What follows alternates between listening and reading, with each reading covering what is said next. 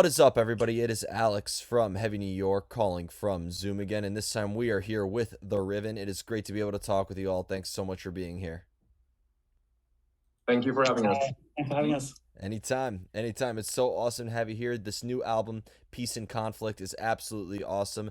Did this just sort of like feel like a continuation of what we heard on your self-titled album, or was this like a brand new start and stepping into brand new territory in a way?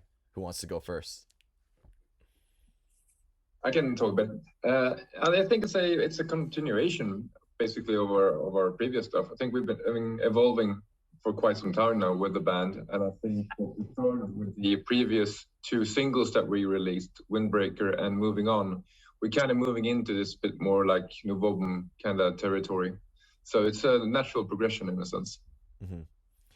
Do you feel that these singles that you released, Moving On and Windbreaker, is a good representation of what the entirety of Peace and Conflict will sound like, or is this just scratching the surface of what is to come?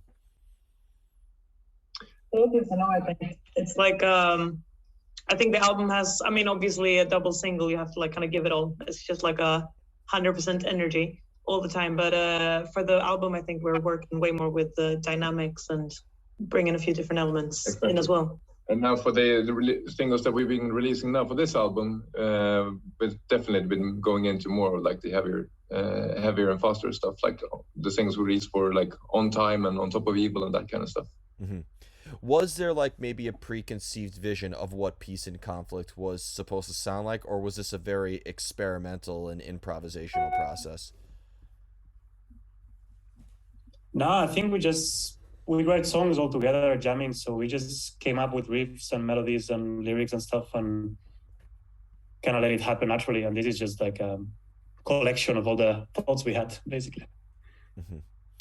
And I know like the meaning of the record name, some people feel, some people don't like that question, but I just want to know if the term Peace and Conflict, is this like sort of like an external meaning, like, peace and conflict looking out into the world, or was this sort of like an internal thing, because we all encounter peace and conflict internally as much as we do externally? For us, it's more like the internal thing. Obviously, we named this album previous to like what's going on with the war in Ukraine and everything like that. Mm-hmm. So it's more about the inner peace and conflict, but I think it's works both ways as well. It has to start from the inside, Mm-hmm. When it comes to the songwriting process, is it better if everybody feels the same way about a specific song and everybody is on the same page with songwriting, or could everybody being in like their own different worlds and having their different viewpoints maybe actually help enhance the songwriting in a way?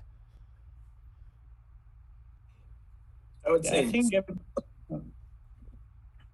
nice with a bit of push and pull, so you work harder.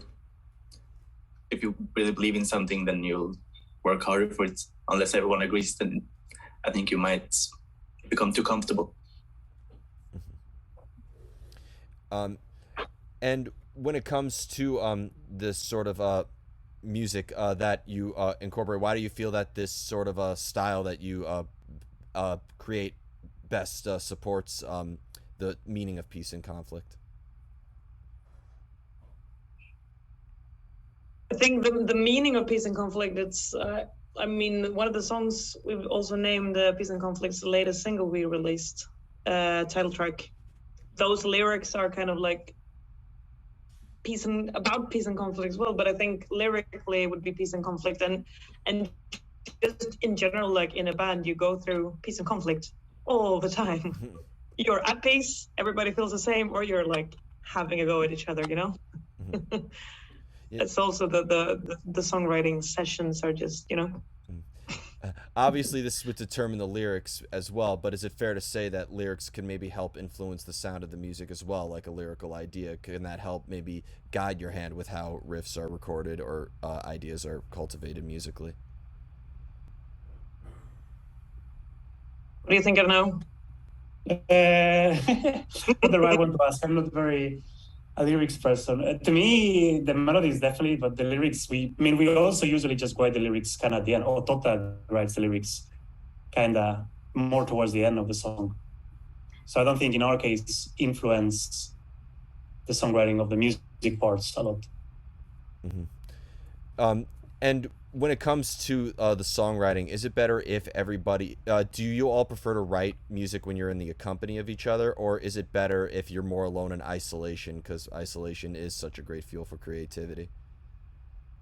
I think for us it's like both cases. We tend to work a bit on like the initial ideas on our own. So it's very rare that we're standing like in the rehearsal and start from scratch. So usually someone has like an idea and a riff, or like a lyric line or whatever, and then we start from that, and then we work together basically. So at the beginning alone, and then it becomes this like democratic process where we all like chip in and have opinions. Now, I know that for this album, you worked with producer Ola Ersford, who has worked with Lucifer and Tribulation and Deadlord, which is a very impressive resume. Did him helping out also help you come up with new ideas on a technical level on how maybe what we could hear from the Riven in the future? I think that we worked with him both for the first album we did as well, and I think compared to the first album, this one we actually recorded on our own. We got into a cabin down in the southern parts of Sweden, and then just did that ourselves, and then he mixed the album. But he was a bit involved in the creative process, but that was mostly us actually. Which was really nice, I think. It becomes more like organic and more us in a sense. And I guess that's the best way to describe the Riven, is that it's almost all organic rock in a way.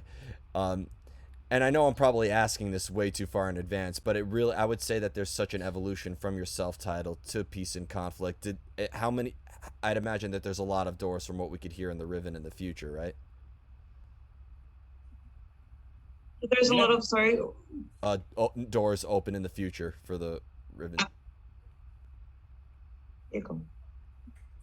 Yeah, I think the fact that we like to write music together, and we don't really think how the album is going to sound before we start writing. So it just, whatever music we're being influenced by at that time is the album becomes a different product. So when we get to write the next album, it's also going to be different, because we're probably going to be in different points of our lives and listening to different things. Yeah, I was about to ask, because I've seen many different like time periods within the Riven sound. I think that there's like a great callback to the past. I think that there's a great modern twist to it. Is it fair to say that everybody in the band does have different influences for how they play and how they write music? Definitely. Yeah. Like for me, for example, I don't really listen to rock or metal when I'm in a creative phase. I find that kind of like blurs my vision of like what I want to write. Like you don't want to get too influenced, You want to have the influences, but you don't want to be copying something. Yeah, definitely. So I tend to listen to other like songs that are very passionate or like give me an influence in that way, but not specifically like riffing or like the vocal melodies per se. When it comes to like getting the inspiration or the creative energy, is it better? Do you almost have to seek inspiration, or like do you have to put yourself in a specific place in order to get different ideas, or does inspiration just strike out of the blue for all of you? I think it depends from person to person. Me personally, I feel that you need to, something needs to happen. When COVID hit and you were just sitting alone at home, it didn't have much to write about, I think, at least not for me. So as soon as things were starting to open up and as things were happening again, then like the creative juices came flowing. But that's just for me. How do you all know when you're finished with a song? Never. Sometimes you record it on the phone and then you go on and you work and you work and you work with the song. And you feel like, fuck, we're not getting anywhere. And then you go back to that phone recording. Like, and I said the other day, and it's like, wow, that version is really good. Like, what are we doing? So I don't think you ever know. Yeah. And the final question I wanted to ask you is when it comes to playing live, is there a similar energy that you channel into your live presence as you do when you are songwriting, or do you consider playing live and songwriting two completely separate arts altogether? Interesting question. Yeah. I mean, I think yeah, they're quite different from my point of view. Like, because when you're playing live, you kind of want to maintain the essence of what you did on the record, but bring it to a different level of energy, probably. Like, of course, you want more intensity and stuff for people that sing in live. While when you're recording or like songwriting stuff, you try to be more innovative, maybe, or capture more feelings, or not. Do you almost like feel... songwriting is a very vulnerable? It's very vulnerable. Like you're very like I feel that like you when you bring something, like that's something like purely you. You know, you feel like very vulnerable. Like if being judged and everything like that. When it's like songwriting, but when you're on stage, like the product is done, then you want to just bring it. Definitely. Do you almost feel like you have to practice crowd interaction or stage presence as much as you practice like the material itself, or is that something that just comes naturally over time? Yeah, I think it comes over time, but it's just like because once you've played like 50 gigs, 50 shows together, then that's like 50 hours of practice. So it's a practice. It's just that you don't sit at home in front of a mirror, shaking your hair or something. Yeah.